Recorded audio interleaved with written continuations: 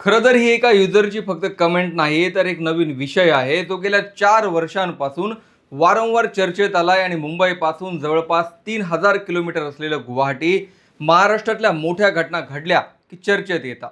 एकनाथ शिंदे यांनी शिवसेनेतून वेगळं होऊन सत्ता स्थापन केली. त्यानंतर गुवाहाटीचा वारंवार उल्लेख महाराष्ट्राच्या राजकारणात आला. यानंतर एकनाथ शिंदे अनेकदा गुवाहाटीला गेले आणि देवीचं दर्शन घेतलं. आता पुन्हा एकदा गुवाहाटी रुपाली चाकणकर आणि भोंदू खरातच्या भेटीमुळे चर्चेत आलं. हे दोघंही त्याच हॉटेलात थांबले होते जिथं एकनाथ शिंदे यांचे सगळे आमदार थांबले. पण महाराष्ट्रातल्या घडामोडींची जेव्हा वेळ येते तेव्हा गुवाहाटी एक नवीन पॉवर सेंटर का ठरतं? सगळ्यांना गुवाहाटीचा एवढा आधार का मिळतो? त्याच्या मागची स्टोरी आणि काही आख्यायिका मी या व्हिडिओत सांगणार आहे. नमस्कार, मी विशाल. तुम्ही पाहताय story.com.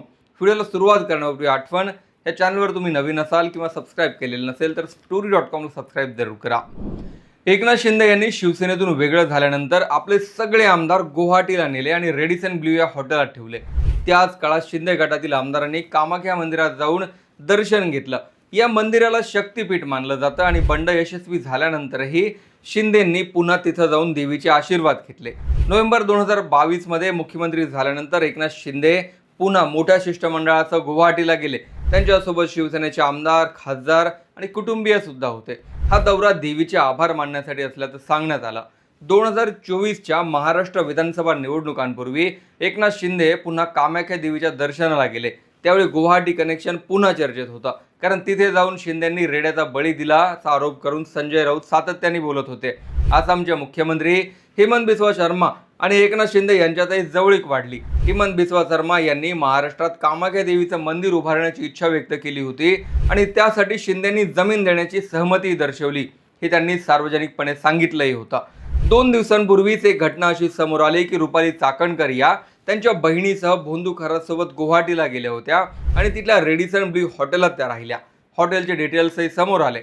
रुपाली चाकणकर आणि खरात तिथे का गेले यामागचं कारणही जाणून घेण्यासारखं आहे. आसामची राजधानी दिसपूरपासून फक्त 16 किलोमीटरवर असलेल्या गुवाहाटीतल्या निलाचल पर्वतावर वसलेलं कामाख्या मंदिर महाराष्ट्रच काय पण देशभरातल्या राजकारण्यांसाठी आकर्षणाचं केंद्रबिंदू आहे. हे 51 शक्तिपीठांपैकी सर्वात महत्त्वाचं आणि शक्तिशाली पीठ मानलं जातं. प्राचीन काळातील आख्यायिका अशी आहे की राजा दक्षाने एका मोठ्या यज्ञाचं आयोजन केलं होतं, पण त्यांनी मुद्दाम आपले जावई भगवान शिव यांना बोलावलं नाही. पतीचा हा अपमान सहन न झाल्याने माता सती यांनी त्याच यज्ञाच्या अग्नीत स्वतःला झोकून देऊन आपला जीव सोडला होता. ही गोष्ट जेव्हा भगवान शिव यांना समजली तेव्हा ते अत्यंत दुःखी आणि क्रोधित झाले. त्यांनी सतीचं शरीर आपल्या खांद्यावर घेतलं आणि तांडव नृत्य सुरू केलं.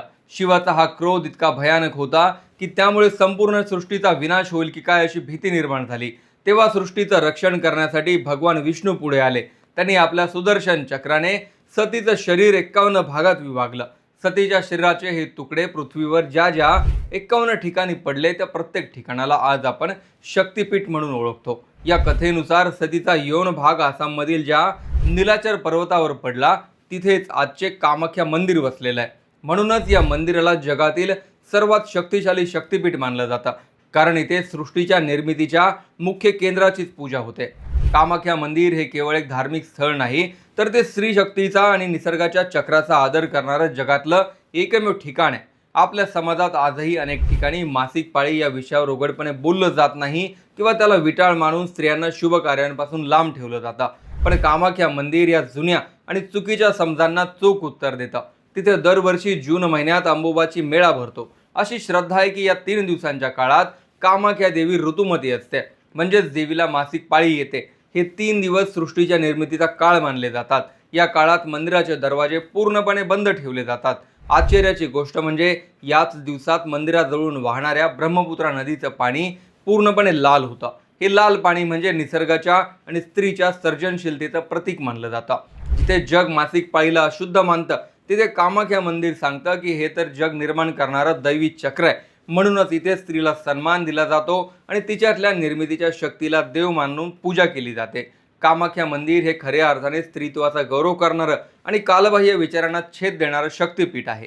कामाख्या मंदिराबरोबरच महाराष्ट्राच्या राजकारणात जेव्हा जेव्हा गुवाहाटीचा उल्लेख येतो तेव्हा बळी हा शब्द देखील आवर्जून वापरला जातो. संजय राऊत यांनी आरोप केला होता की शिंदेंनी सत्तेसाठी रेड्यांचा बळी दिला.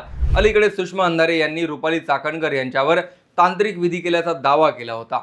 हे खरं आहे की कामाख्या मंदिरात प्राणी बळी देण्याची प्राचीन परंपरा आहे. तिथे बोकड, पक्षी आणि कधी कधी रेड्यांचा बळी दिला जातो, कारण भक्तांच्या मते हे देवीला प्रसन्न करण्यासाठी आणि संकटातून सुटका मिळवण्यासाठी केलं जातं. तांत्रिक विधींमध्ये याला मोठं महत्व आहे. पण राजकारण्यांच्या बाबतीत एक वेगळी पूजा चर्चेत असते, ती म्हणजे बगलामुखी पूजा. बगलामुखी देवीला स्तंभन करण्याची देवी म्हणतात. म्हणजेच आपल्या शत्रूची किंवा विरोधकांची बोलती बंद करण्यासाठी, त्यांना खिळवून ठेवण्यासाठी ही पूजा केली जाते. केवळ महाराष्ट्रातील नेतेच नाही, तर देशभरातील अनेक मुख्यमंत्री आणि बडे नेते संकट काळात याच बगलामुखी देवीच्या चरणी येतात. नेत्यांना वाटतं की या पूजेमुळे निवडणुकीत विजय मिळेल आणि विरोधक नामोहरम होतील. आता श्रद्धेचा भाग आहे की अंधश्रद्धेचा, हा ज्याचा त्याचा प्रश्न आहे. पण अनिश्चिततेच्या काळात जेव्हा सत्ता जाण्याची किंवा मिळवण्याची भीती असते, तेव्हा हा मानसिक आधार नेत्यांना गुवाहाटीकडे खेचून नेतो. गुवाहाटीजवळच मायाँग नावाचे एक गाव आहे, ज्याला भारताची काळ्या जादूची राजधानी म्हणतात.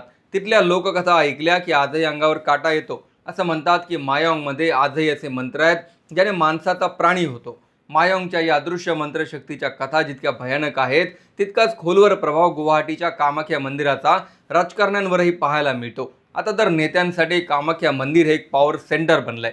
जेव्हा राजकारणात करो या मरूची परिस्थिती येते, तेव्हा कामाख्या फॅक्टर सक्रिय होतो. मानसशास्त्र सांगतं की जिथे माणसाचं नियंत्रण संपतं, तिथे आपण अदृश्य शक्तीचा आधार घेतो. राजकारणात तर प्रत्येक पाऊल अनिश्चित असतं.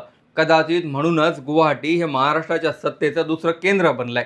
रुपाली चाकणकर आणि भोंदू खरात गुवाहाटीला अशाच एका पूजेसाठी गेले होते. गुवाहाटी हे शहर नवग्रहांच्या पूजेसाठी प्रसिद्ध आहे. त्यामुळे त्यांनी कामाख्या देवीच्या दर्शनासाठी आणि ग्रहांवरच्या दोषांवर उपाय म्हणून तिथे पूजा अर्चा झाली असण्याची दाट शक्यता वर्तवली जाते. महाराष्ट्रातले कांड आणि गुवाहाटी कनेक्शन यामागे या धार्मिक श्रद्धेची किंवा कोणाच्या तरी भाषेत अंधश्रद्धेची स्टोरी आहे.